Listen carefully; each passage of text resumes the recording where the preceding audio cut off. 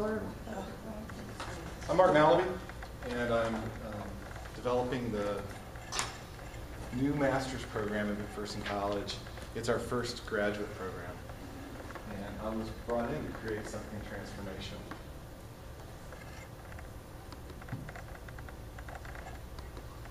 We all know what we do in our teacher education programs, and we all know what we say. We say things that model progressive philosophies. We say things like, be collaborative, be the guide on the side. Engage your students and make it relevant to them and their lives.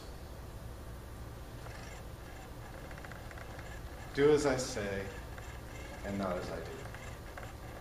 It's becoming clear, and I'd like to thank Ginger for being the first person to help me realize that it's becoming clear on a national scale that one of the roadblocks we have to achieving quality educational reform occurs in our teacher education programs in colleges and universities. I thought it was just me. I thought it was just my work, but it's not. What we should ask of future educators is that they put the students first. That we create environments that dignify and validate their experiences. And you know what? That's why we're here. We all agree with that.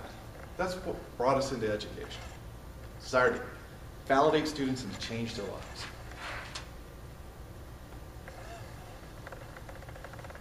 So the question in my new non-aggressive, non-negative mode, instead of saying, what do we model and going off, which is what I was going to do, is what can we model? How can we go there? The first thing we have to do is we have to evaluate. We have to self-reflect. And we have to self-reflect because one of my favorite impossible academics to read is a woman named Judith Butler. And she has in this massive book she wrote called Gender Trouble, which I've never finished, she has a quote that is glorious. And it is, anything that we do often enough falls below our level of consciousness. If we get up every day and we do something over and over again, we will cease to see it. We will cease to understand that it's a subjective act, that there are options. It will become our reality. Steve Wyckoff yesterday had an idea for this master's program that I'm going to completely steal or adopt. He'll probably be team teaching this class with me. He said, take a picture of a classroom in the 1920s, and then superimpose a classroom in the 40s, and then the 60s and the 80s and then today. And he said, what would you have? And what we would have, we'd have a picture of students in straight lines, looking at a teacher, standing in front of the class, and you know what would change? The outfits, and then maybe in the last one, they'd all have laptops. But they'd still be sitting in our straight lines. Education's not changed, and the way we construct it often escapes our ability to interrogate it. Everything we do has impact. Every action we make, every piece of paper we hand out, sends a philosophical message that we have to, once again, open our eyes to. Because a lot of it doesn't serve the students. A lot of it is self-serving.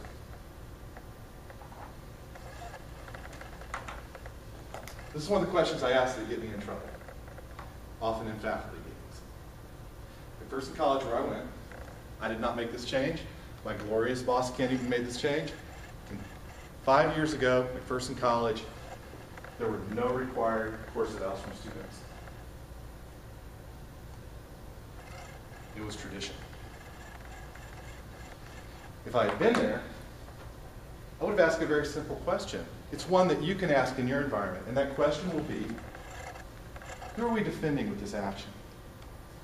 By not giving the students a voice. I can walk up and down hallways at colleges and see wonderful, engaged education going on.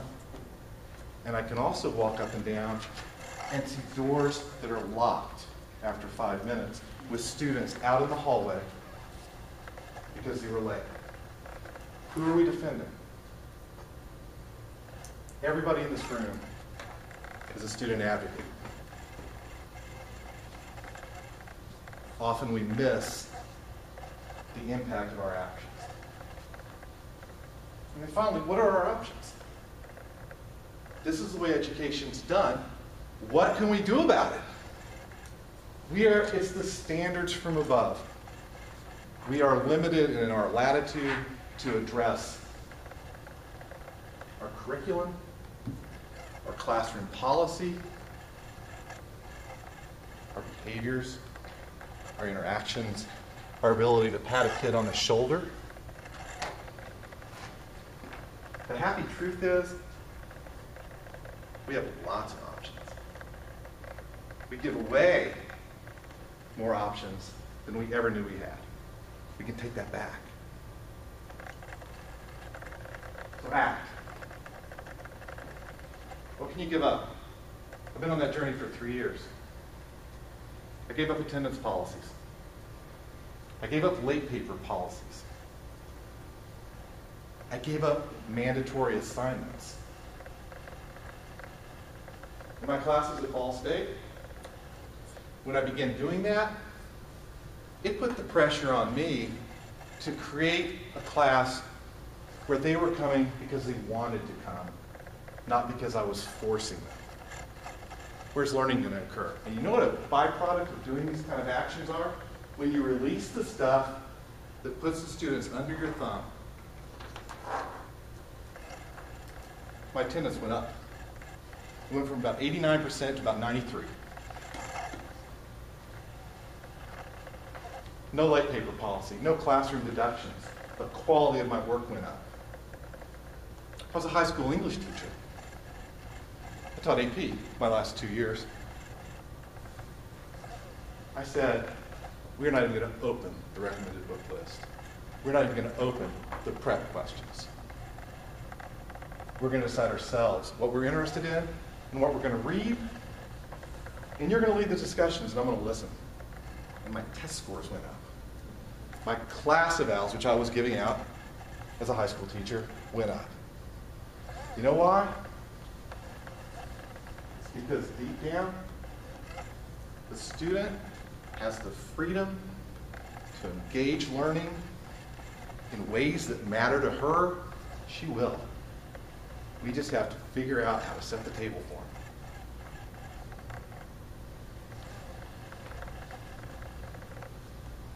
Start thinking about the classes you teach and start giving things up. Get it down to 3. If you had to give up everything else in your classes and it came down to 3 things that could happen and nothing else, what would be there? I'll tell you my number 1. It's engagement. It's not the curriculum. It's not the math. It's the engagement. What are your top 3? Make those your 3 goals for your classroom. Put them on the board the first day. And make a promise that as long as we abide by these goals, we can get there however you want. It'll work. It really will. Attendance policies, they're not meaningful. Late paper policies, dress code, where you sit, how you act, what you look like. Those are for us. Those aren't for them. Let them go.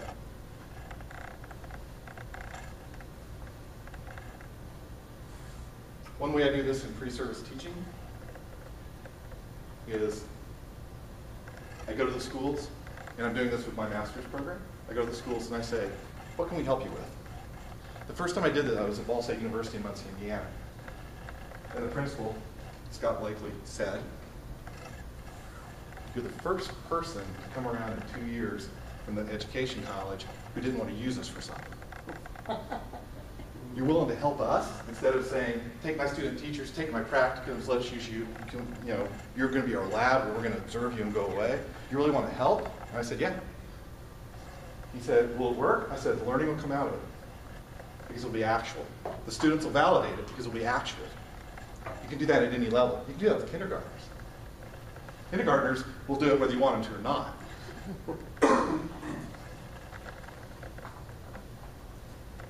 And look for the loopholes. Find the areas, engage. If you're given a set of rules, look for the workarounds. They're there. Find them and exploit them.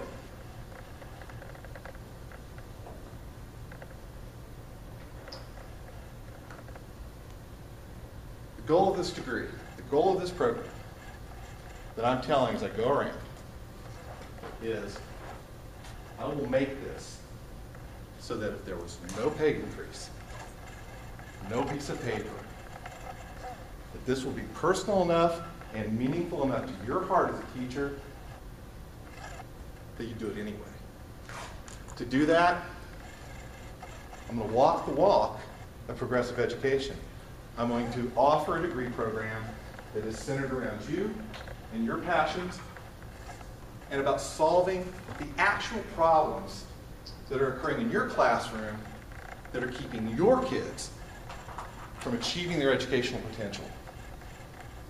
And we will all work on that together. And we will solve these problems. And when you walk out at the end of this time, you'll be able to go into your classroom. This is another Steve Wyckoff question that formed this program for me. What's going to happen the day after it's over? And I said, what I want to happen is I want them to go in and have all the tools to look at the next problem and say, I've got everything I need to solve things for the rest of my career. I'm empowered. Thank you for your time.